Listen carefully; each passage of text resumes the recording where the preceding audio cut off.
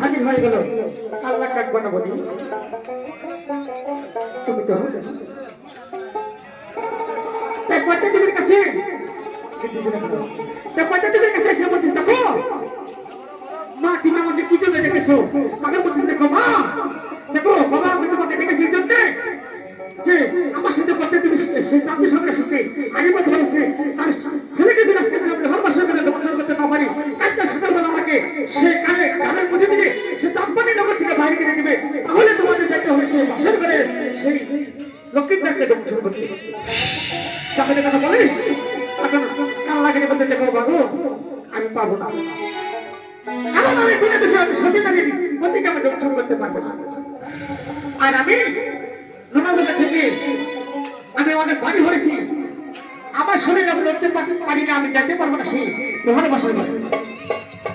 যখন কথা বলে সে বাচ্চা দেবে সে আল্লাহকে নিয়ে বা মাতার লেজ দিলে তিনটা পেটের পড়া লাগে সে সুপার মতো চেকন হয়ে যায়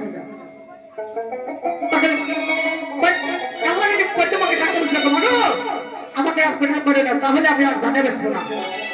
চাকরি কথা বলে তারপর পর্যায়ে বলতে তাহলে তুমি এখন চলে বসে হাতালি করবো চাকরি কথা বলে তখন পর্যায়ে বলতে মাগো আমাকে বলছি মাগো মা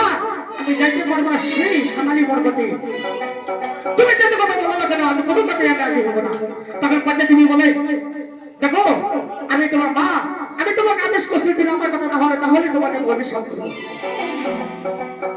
তোমাকে আমি করে ধ্বংস করে দেবো তখন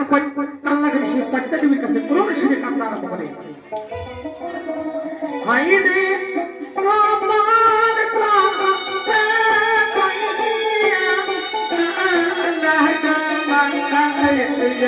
Allah